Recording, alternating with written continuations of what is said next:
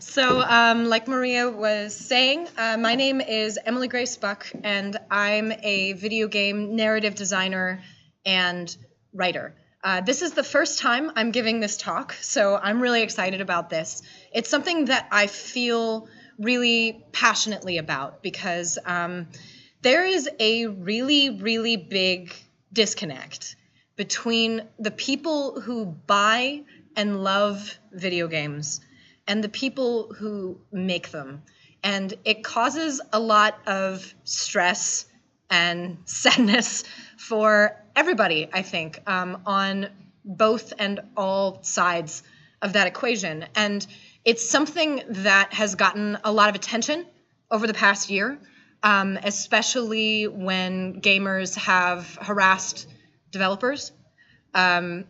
And it's not something that feels like it's getting better. Not to be terribly pessimistic about it, I think it can get better. And I'm hoping that by giving this talk and starting to spread knowledge about why these kind of issues exist, maybe we can all help make that a little bit better. So I have been thinking about this topic for a really long time. I addressed it a little bit in some of the post-mortem talks I gave about my time working at Telltale. And then I also asked a ton of people on Twitter over the past couple of weeks about their opinions on this topic. I don't have any tweets specifically quoted in my talk tonight, but I'm going to be referencing a lot of the answers people gave. So this is a talk that I did come up with, but I could not have done this without the help of literally hundreds of people who gave me their opinions and thoughts about this topic, both gamers, game devs, people who are hobbyist game devs, people who are gamers who want to become game devs, people who were game devs and quit because they hated having to interface with gamers. Just a lot of really interesting opinions, and I hope that I can do all of them justice. I will say this is a much larger subject than a 45-minute to hour-long talk. I will have some time for Q&A at the end, and I'll try to answer your questions the best I can. If you want to ask them in Spanish, Maria has offered to help translate. My Spanish is not great, so that's super helpful for me. So don't feel uncomfortable asking something if you want to. So like Maria was saying, I worked on a number of games at Telltale. I was the lead designer for some episodes of both series of Batman the Telltale series, Batman the Telltale series and Batman the Enemy Within. I was also one of the lead designers on Guardians of the Galaxy, Walking Dead Michonne. I was the lead designer for the second episode of Walking Dead, the final season, which, for those of you who were here last night, you'll remember I said actually ended up releasing 3 days after Telltale shut down and fired everybody, which was a bit of an odd situation for me. But I'm really proud of what we were able to do with that game. And at the time the company closed, I was working on Wolf Among Us Season 2. I don't know if that game is ever going to see the light of day, but I was really enjoying working on it. And now I'm a lead writer here on Waylanders at Gato Studio, and I'm so happy to be working with this team. This project's so cool, and I'm really, really glad that I was able to come and work on site here for a few weeks before the holidays, because this is the type of game I like the most. I love playing big RPGs. I am a huge BioWare fan. I played Dragon Age and Mass Effect an embarrassing number of times. We're talking hundreds and hundreds of hours spent on these types of games. Skyrim, probably about 300 hours. That ate a very big chunk of my life about 6 years ago. Because I became a video game dev because I was a gamer. Because I loved doing this kind of thing. I didn't start gaming really early. When I was a kid, I had fairly conservative parents who saw video games as very much a boy thing. So, like, we didn't have a video game console in the house, but I played a lot of adventure games and computer games growing up. So a lot of what I was into before I moved out of the house to go to college was visual novels, adventure games, puzzle games, educational games, which I played for hours and hours and hours. But I didn't think of myself as a gamer because I wasn't spending all of my time playing Halo or Mario. But technically, I guess I was a gamer because I was playing tons of games. Those just aren't necessarily what we equate with the stereotypical gamer persona, are they? But it's the same kind of thing. I was still enjoying that hobby as much as people I knew who were playing Tony Hawk for 5 hours a day, because that was really cool back when I was in school. But yeah, when I got to college, I finally bought myself an Xbox and a Nintendo 64, and started getting into the more stereotypical gamery games. I got so into it that I started writing a lot of fan fiction. When Tumblr first became a thing, I had a bunch of game-related Tumblrs where I shared fan art. I wrote my own little blurbs about the characters. I searched for any information any dev was saying about games that I really enjoyed. I took every single one of their tweets and posts incredibly seriously to try and search for hints. Basically, I was now my worst nightmare because I didn't know any of what I'm going to talk about.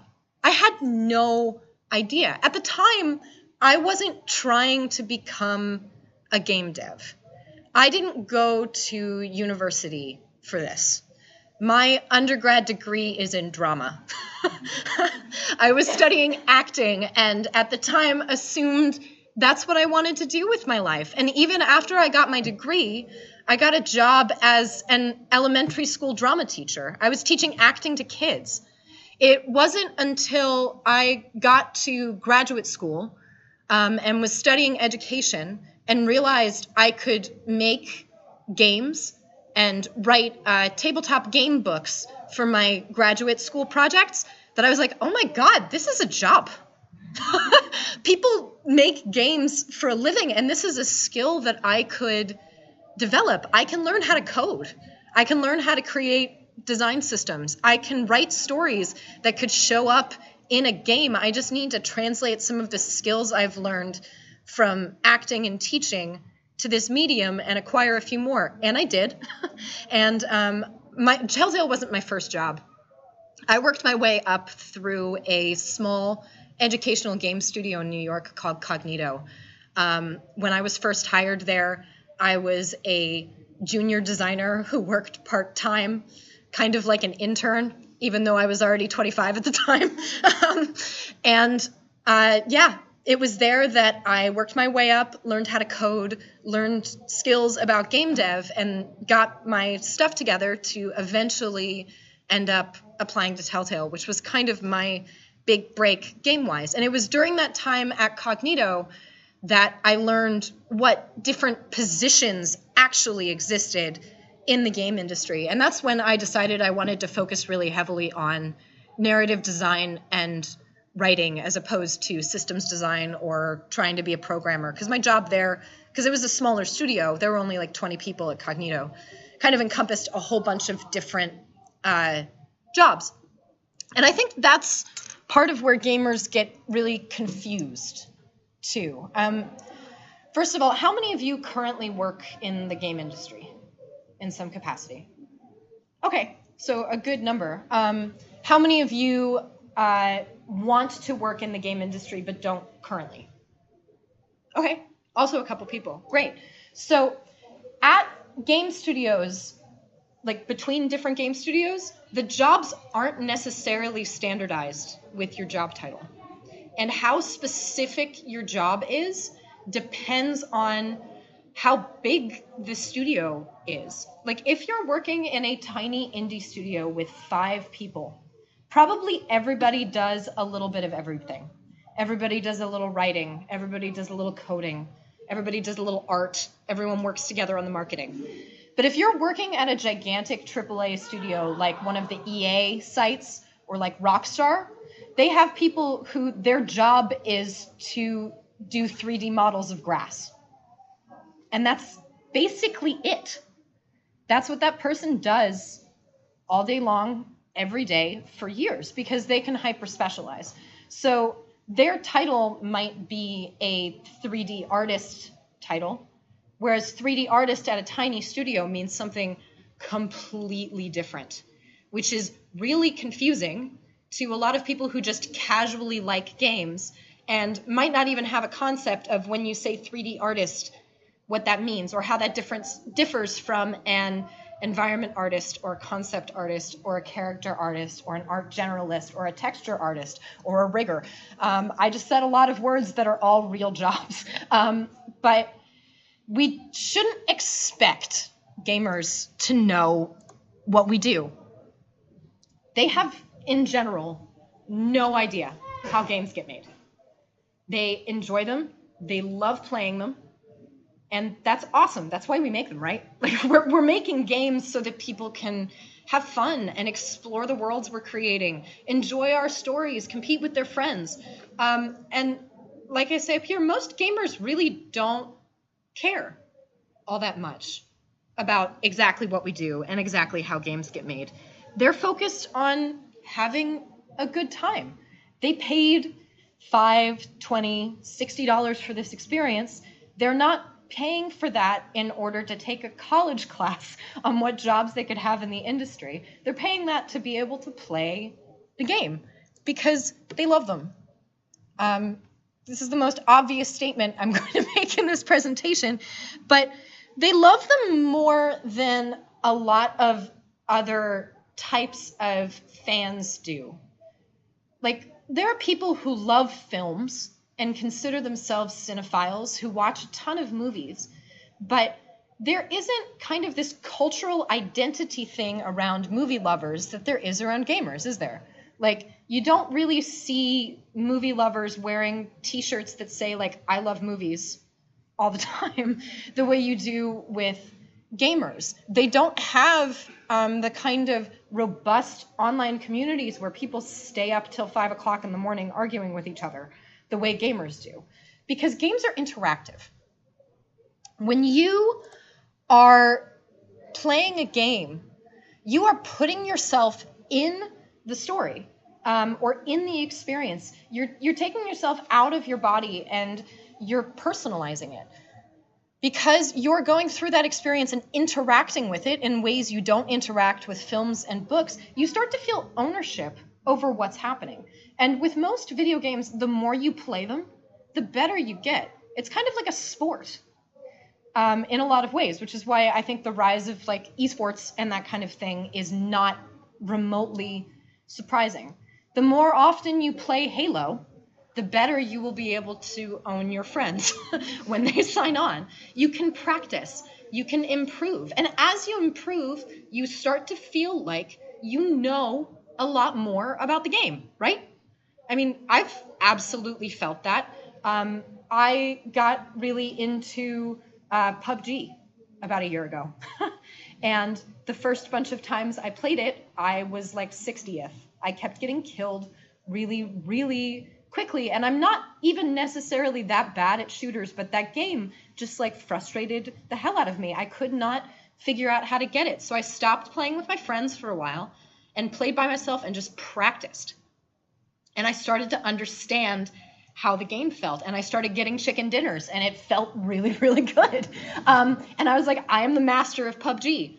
But also I know, because I'm a game dev, I don't know how PUBG works.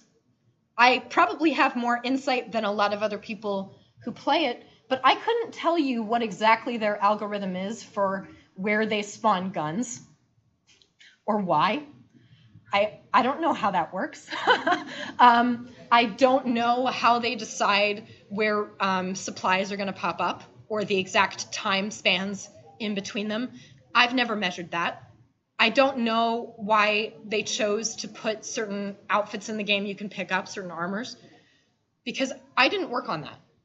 But there is a lot of people who, as they start to get better at the game, they start to think they know why. And some of them are right. Some people look at games with a really, really critical eye when they're playing them, and they start to think about that math behind what's going on. They start to think about the systems. Some games make it really obvious for you too. Like, I don't know how many of you have played Until Dawn or Detroit Become Human. Anybody? Either one of those games? Okay, so both of those are story games where you can back out of the story and there's like a flow chart that shows you all of the different places the story could go. And as a person who is a narrative designer, that's super exciting to me because when I'm playing the game, I can learn how and why they chose to design it that way. And that's cool. Like it helps teach everybody who plays because they made that so obvious. But in most games with narrative branching, they don't tell you really, really explicitly this happened because you did this other thing, because it's more fun if there's a little mystery and it feels like it's paying attention to you.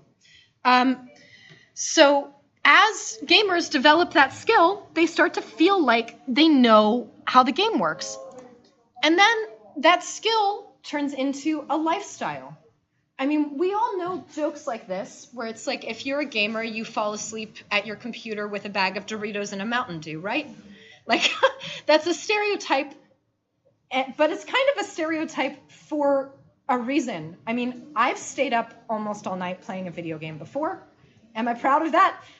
Probably not, but I've done it because these worlds, they take you in, right? You start to feel like you're home there. Like, this is your escape. Like, this is a place you can go to when you need to soothe yourself or just have fun or talk to your friends. I mean, think about the trends of, especially with World of Warcraft, the number of people who have just completely ruined their lives playing that game. It became such a crisis in Korea a few years ago that they started banning it at a lot of colleges because people weren't going to class if they were big World of Warcraft players. Now, that's obviously an extreme case, and that's not how most gamers play games. Most people who play games play them only a couple hours at a time, but even people who play only a couple hours at a time sometimes have a big weekend binge where they sit there and play Spider-Man for 8 hours. You know, how many of you have done that?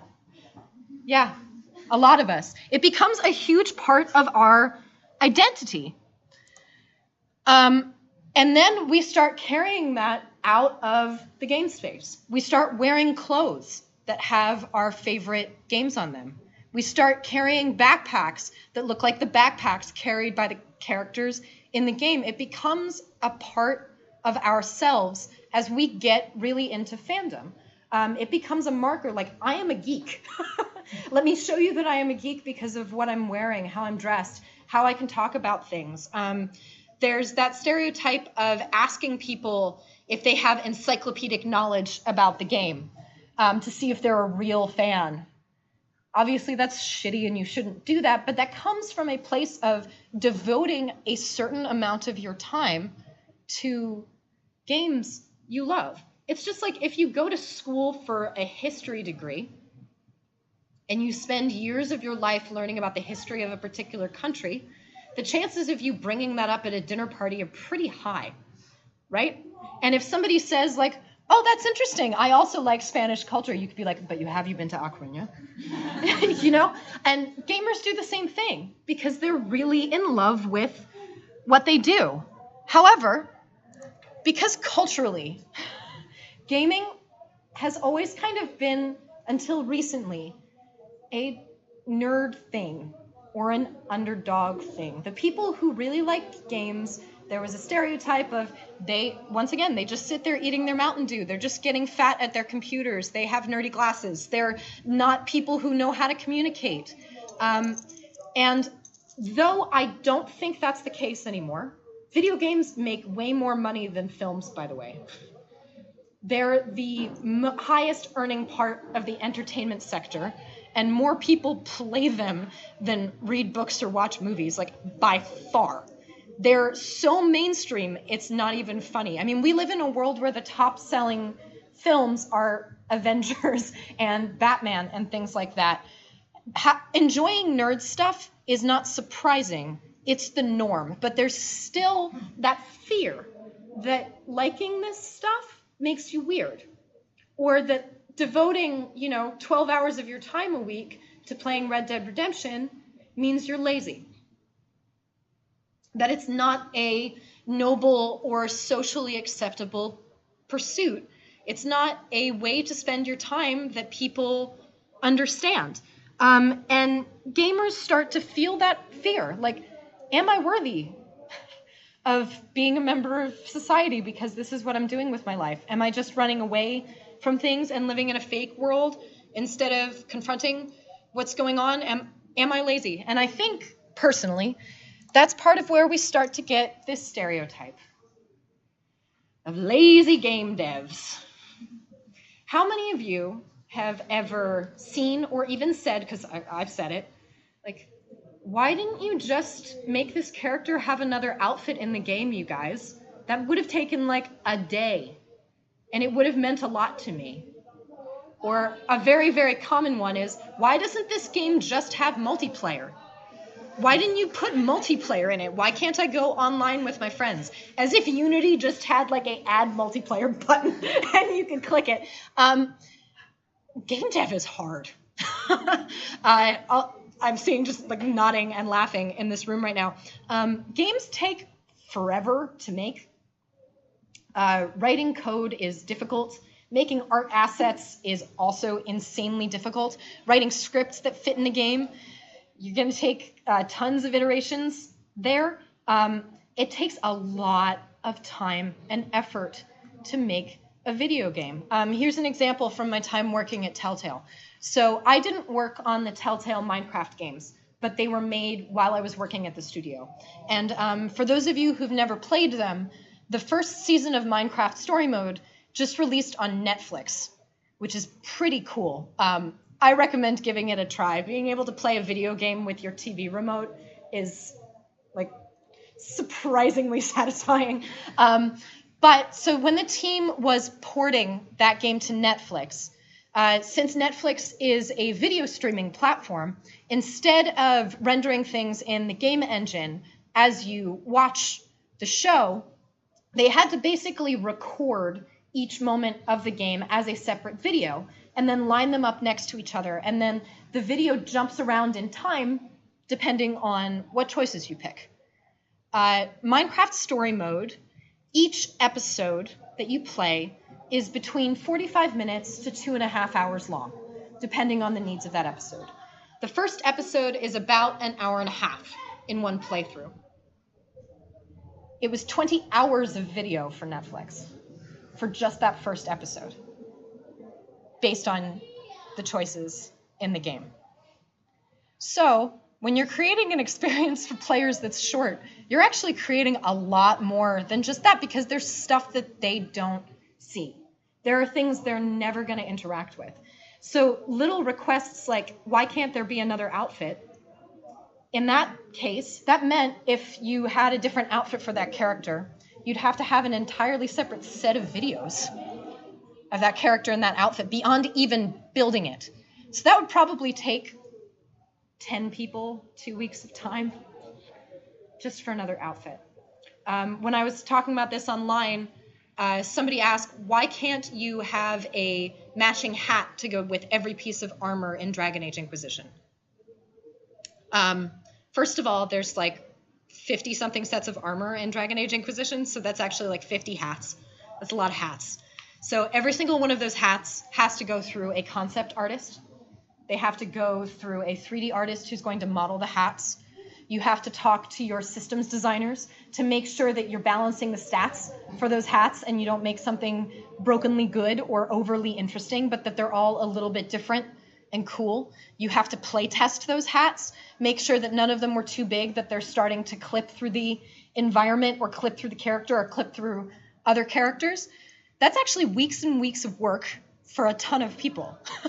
And it's just to add hats. So a lot of the things people think are really easy fixes aren't. But I get why they think they are. Because it's kind of the perception from a lot of gamers that what we do as game devs is we play games all day. That our main job is just playing the game over and over again to make sure that it works and is fun and is interesting. And yes, we do that. That is part of all of our job. If you're not playing the game you're working on to make sure things work, you're not doing a great job. And for a lot of people in QA positions, that is a huge part of their job. Although even then, they're asked to do really awkwardly specific things in games to make sure certain parts aren't broken or certain parts are functioning properly. But we don't sit there and play games all day. Like, as a narrative designer, I make a ton of flowcharts and write a ton of scripts. I don't even usually end up opening the game in Engine until pretty far along in the process, because I don't have to, because that's not the part of the game I'm working on. That's not where I live. So for people who hope that's what working in games is like, they're just unfortunately incredibly wrong. I see why they want that, because that would be an amazing job. I would love to sit and play video games all day, but playing and making games are not the same. Playing a game and understanding how to play it well is not the same as knowing how to design it. Those are two different skill sets, kind of like I was talking about with my PUBG example earlier. And as game devs, we have to remember that most people who play our games don't know that those are two separate skill sets. They think that being good at playing the game and making the game are the exact same thing. And unfortunately, in a lot of cases, even with job descriptions, companies kind of help reinforce that. Some of you might have heard about some of the scandals at Riot Games this past year. They make League of Legends, and they're based mostly in LA, in California, in the US. And they had a culture problem where the company was really, really hostile to a lot of their female employees. And one of the big red flags that people started raising to say, like, this is how we can prove to you that we knew this was an issue, in all of their job descriptions, they ask that you be a highly ranked League of Legends player. So you have to already be obsessed with the game to work there. You have to have already immersed yourself in the culture of that game, which also in a lot of cases isn't very friendly to women. And then a lot of the people they hire who were really talented players don't last there. They end up getting fired or leaving really quickly because they didn't have the skills to do the actual job. They just knew the game really well and liked it. So you have women who feel alienated from even applying, and then people who applied because they loved the game so much and then found out they didn't actually know what they were doing because their job was so different than getting to play the game all day. So that's a problem. And then there's also this little bit of confusion. Let's Plays have become super popular. Twitch streamers, people on YouTube, Mixer, which is great. I enjoy watching Let's Plays, especially of games I made. It can be really, really valuable to hear people talking about games and why they're making the decisions they're making, why they're doing the things they're doing. But even Let's Players don't just play games for a living. There's a huge aspect of marketing to what they do. They're comedians in a lot of cases. They're entertainers. A lot of them edit their own videos and do their own promotional work. Even they are not just sitting there playing games. Like when you play games by yourself at your home, do you monologue to yourself the entire time? Just talking and making jokes? No, because talking for a really long time is exhausting, which is why I'm going to take a drink of water right now. It's a skill set, and those Let's Players who get really popular have developed it. I love this comic because it's meant to be about artists, especially artists who like create t-shirts out of other people's art and that type of thing. But I feel like it applies to gamers. As they come to love those games and spend sometimes even more time playing them than you spent making them, they feel ownership.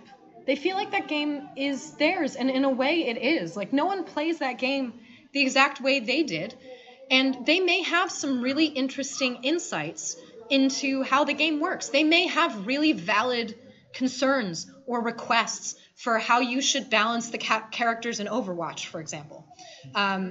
this kind of came to a front a couple weeks ago because so many people were complaining to Blizzard about a couple specific Overwatch characters because a couple of YouTubers talked about how those characters had been nerfed in the last balancing push that Blizzard did. But here's the thing. Some of those characters that got nerfed were some of the ones that only professional and incredibly skilled players tend to use the most. So, yes, they made it less good of a game experience maybe for them, but for the 98% of other people who just play Overwatch casually because they enjoy it, they just made the gaming experience better. So what's good for you as a gamer is not necessarily good for the gaming community of one product as a whole. And that's a good thing to remember, that the way you play is not the same as everybody else, and the people who make it still own it. No matter how much you love a game, you bought one copy. Maybe 5 if you keep buying Skyrim for every console it comes out for. But you aren't buying stock in the company. Unless you are. If you're buying stock in the company, have a wonderful time with that. Good luck. Video game companies go under all the time. I don't know that I'd recommend it. But you are buying a single copy of the game. You are buying the ability to play it. You are not buying the ability to talk to the devs about your concerns. You are not buying the ability to edit the game. You are buying your copy of the game, even in a subscription type model where you continue to buy it. Also, if you're in a subscription type model, unless you sign up for a full year, no one is tying you to a chair and going, you have to keep subscribing to my game. You can stop. If you don't like where a game is going, you are more than welcome to stop paying for it. You don't have to buy the next game in a franchise if you don't like where they're going. You can use your money to vote with that. You aren't beholden to what a company is doing. So yeah, you don't own it if you bought it.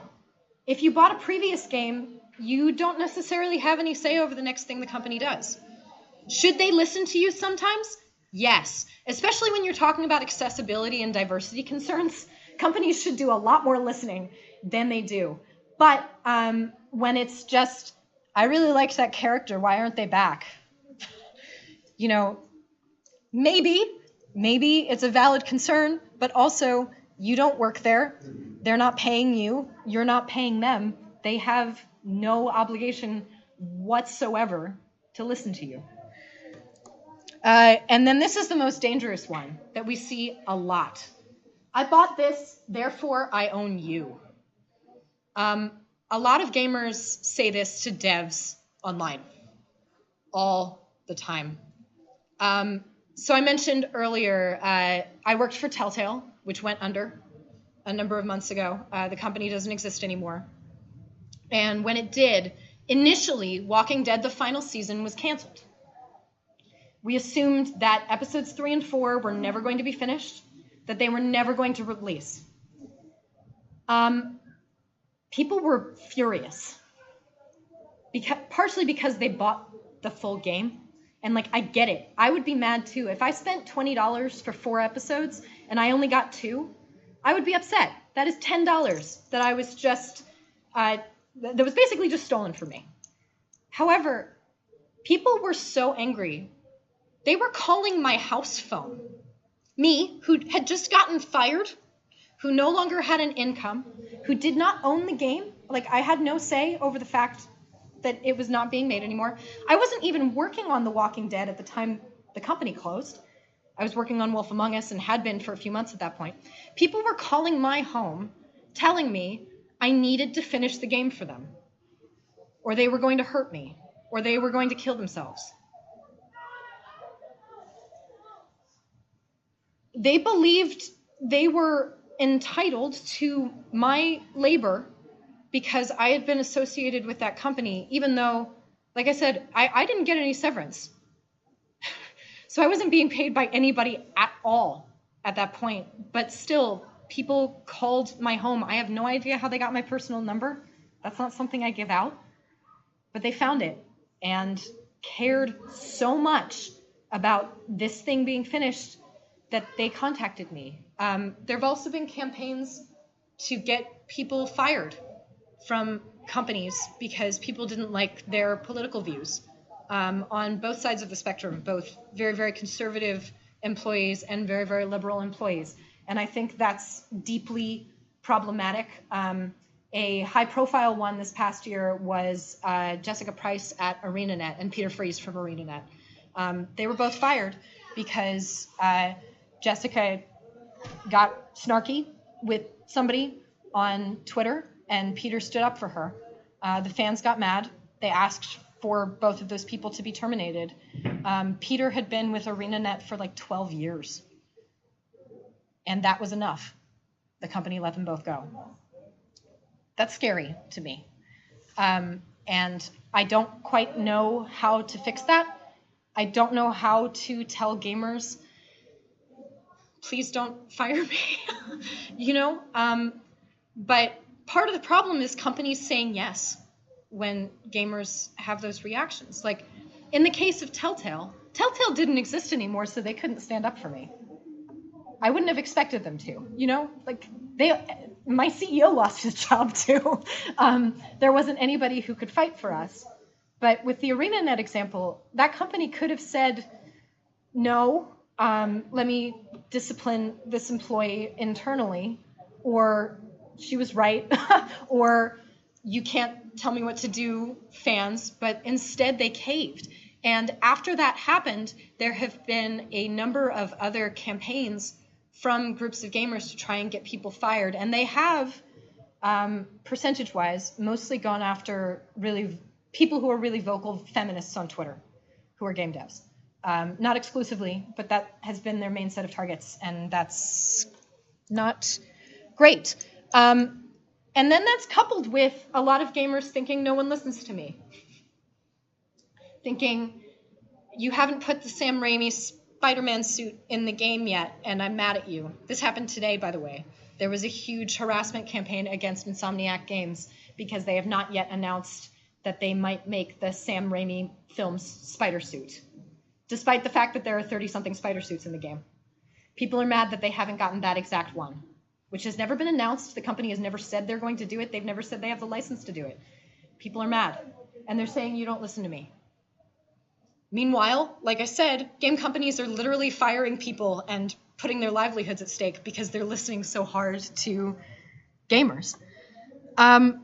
Game companies cater to players way more than players think they do. When I was at Telltale, our marketing department and our design department were reading our forums every day. I checked our forums every day to see what people were interested in and what they liked and what they didn't like.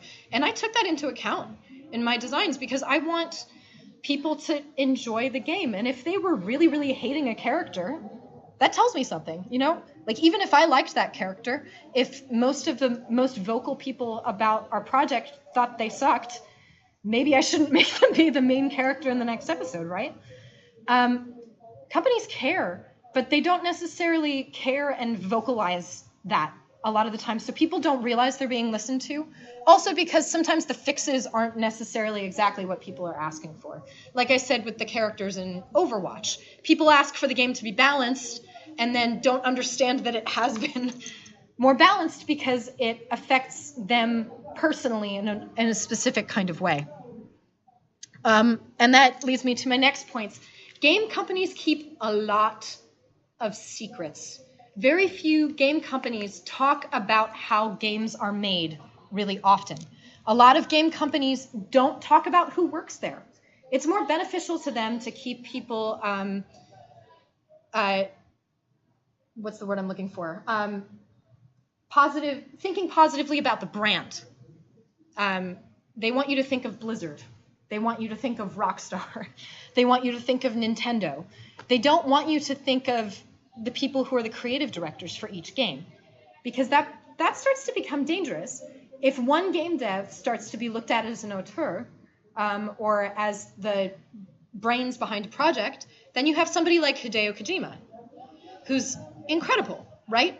Like, he got a lot of credit for the original Metal Gear Solid games, and he should have. He was a big part of the brains behind that operation. But then look what happened.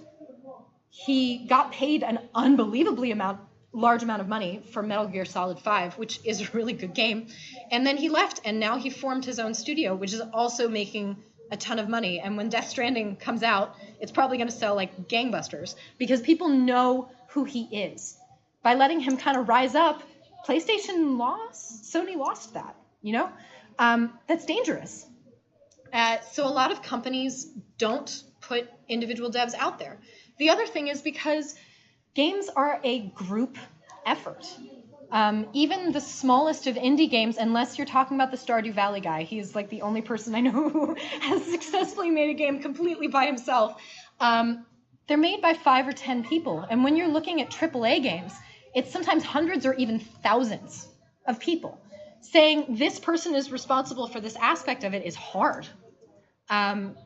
Because what about the 10 other people who were working under them? Right? There's also this thought that game devs are magical elves. And that's a direct quote from Dan Houser, who is one of the owners of Rockstar. That games are magic, that it's incredible that any of them ever ship, which is kind of true, because making games is really hard. But then there's kind of the flip side of that game devs just know how to do all kinds of incredible things, write code really quickly, fix stuff, and can do anything, which is not true. Like I said, a lot of game devs are really, really hyper specialized, especially at larger studios. Somebody who's a concept artist could not suddenly write a scene or figure out the stats for a sword that you need to use, and vice versa. And that's fine. They don't have to. That's not their job. And then here's another issue. Game devs are often much more accessible than companies. When you're tweeting at a giant company Twitter account, they probably have 2, 3, 5 million followers. If you can figure out who the creative director is on that game, they might have 9,000. They're probably not verified on Twitter. If you tweet at them, they're going to see it. And they're more likely to answer you too, because they're still working their way up the chain. That goes even more so for junior devs. When you have like a junior QA person, they have 50 followers on Twitter maybe. They're really excited. They want to prove they're serious. They want to get people involved in the game that they love. When someone starts asking them questions about the game, they're probably going to answer as much as they can without breaking their NDA. So then when those same fans start not liking the game, who do you think they're going to go to? That junior dev with 50 followers, who's probably like 23 and straight out of college, instead of talking to the company. And that's a problem, because a lot of companies don't have social media policies either to help protect those people. So what do we do about this? I think a big part of it is educating gamers who want to learn. Let them know that there are tons of different jobs and that what we do is difficult. Also, be honest with them. Like, I've had days when I am lazy. I've made bad choices about what to put in a game. I have sometimes not listened to gamers when I should have. But each time I make one of those mistakes, I do try to learn from it, because game devs are people. Another one is to fix the school-to-work pipeline. A lot of game dev college programs, first of all, are really, really new. Most schools that have game dev programs, those programs are less than 10 years old. And a lot of the professors are really new to teaching as well. So there isn't an established school-to-work pipeline. And many of those programs don't require that you have a portfolio at graduation. And since companies aren't used to seeing a game dev degree and knowing what that means, they can't hire you based off of it. They need to see what you can do. They need to see a portfolio. But a lot of the schools, too, try to get people to join them by being like, you like to play games? Come get a major in it. And then you study a lot about games and games criticism, but you don't really learn how to build them, and then you can't get a job. And I've known a lot of people who that has happened to, really specifically, and many of them are very bitter about devs being lazy because they got screwed. And I mean, especially in the United States where, you know, it's $40,000, $50,000, $60,000 a year to go to college. That's a lot of money to spend to not be able to find work. And that's not good. We need to stop talking about game dev like it's magic, or like we're a bunch of wizards, or like what we do is mystical and magical, and start being more honest about how difficult or not difficult certain aspects of building games actually are. Protect and humanize your employees. I think if game companies said, please don't harass our employees, like we're not going to listen to you if you try to get them fired, it would go a long way. I think if game companies did show faces of people who worked there more often, it would help. But like I said earlier in my presentation, they don't for a number of really valid reasons. And don't give angry gamers a platform. Most people who play games are not yelling at people on the internet. The small percentage who engages in that behavior it's really small. It's like way less than 10% of gamers do that kind of thing. But that's the stereotype we think about when we think of angry gamers now, isn't it? Like the guy with a full Razer rig sitting at his computer who is super conservative and hates feminists and is just tweeting angry things all day. That's not the majority of people who play our games. And the more we can stop listening to them and stop boosting their voices, I think it will really, really help. So that brings me to the end of my presentation. Thank you so much for listening. Does anybody have any questions about anything I said? Or I'm happy to answer questions too about like any of the games I've worked on or being a game dev, that process, etc. Yeah, I know we're just running out. Yes.